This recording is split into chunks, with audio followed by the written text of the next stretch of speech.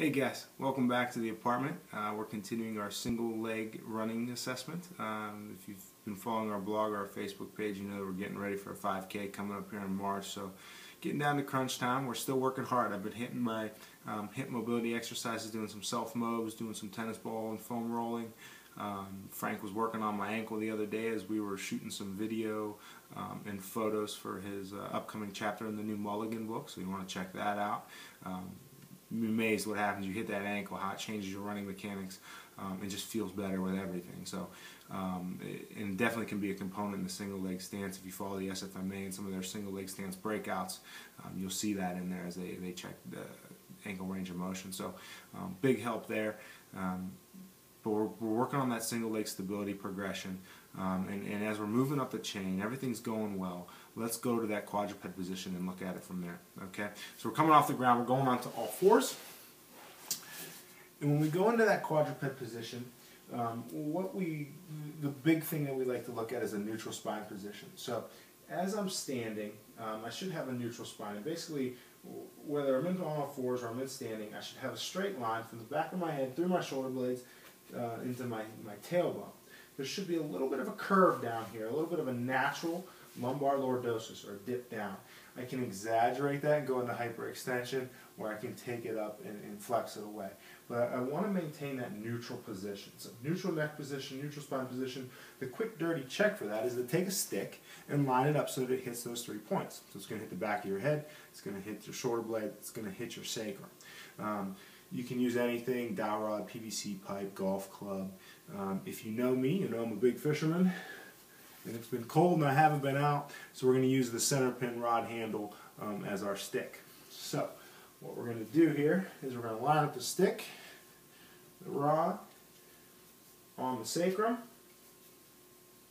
and it's going to line up from the sacrum to the back of the head. As I maintain that neutral head position, I should be able to keep that there in a straight line. There should still be some daylight through here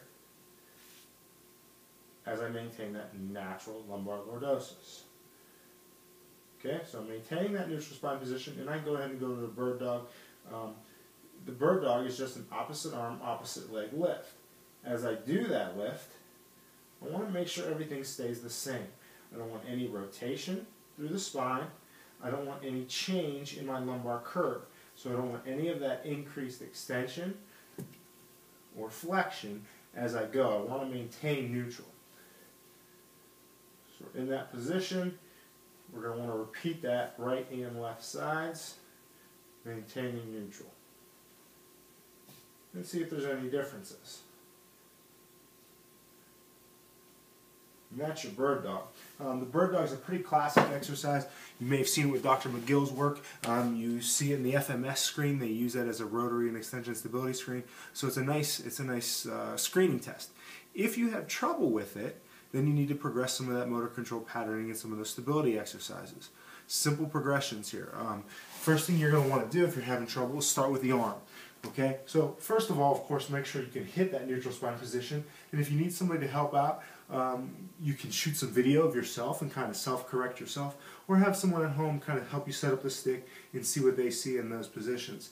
But from that neutral spine position, you can go into some arm lifts, arm swings. Once you got the arm stuff mastered, nothing's moving, nothing's rotating, no changing in your spine angle, you can do some leg lifts.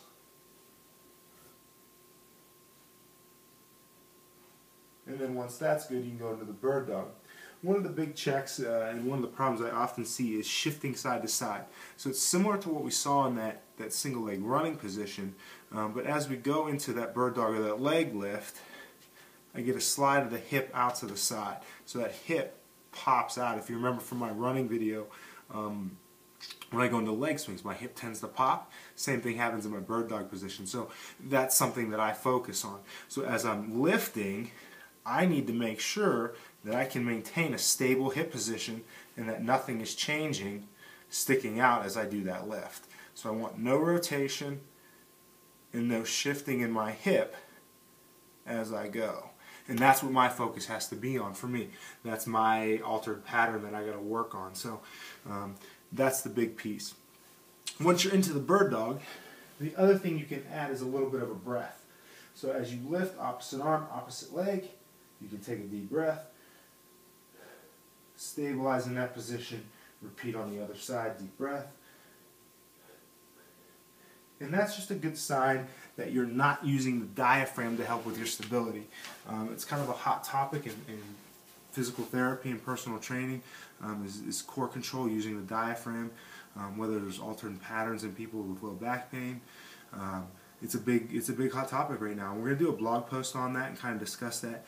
But the gist of it is you know, I want my brain to be able to tell my hips and my core how to stabilize on its own. So in a simple exercise, a bird dog, a dead bug, a plank, a curl up, kind of those basic rudimentary core exercises, I want to have the motor control to do that on my own. I shouldn't need the diaphragm to contract and bear down and kind of hold everything in place to do those things. 500-pound squat, big heavy deadlift, yeah, I want to blow up the balloon in that middle with my diaphragm, get everything tight, support that spine however I can. But in the simple exercises, let's work that motor control, let's work that pattern, and see how that works as we progress up. So we want to teach the brain how to hit those patterns as we go up the chain and see what happens when I get back to standing if I can control that hip pop. And that's my ultimate goal. Control that hip movement in single leg stance. Hopefully it improves my knee control and my running, and I can get this 5K done without any pain and run a good time. So keep working on your exercises, hit that hip and ankle mobility. You're working the floor exercises, progress to some quadruped, see what it looks like, see if you need some work there. Next time we're going to look at that chopping and lift exercise and kneeling. So get ready for the next progression, and we'll see you next time.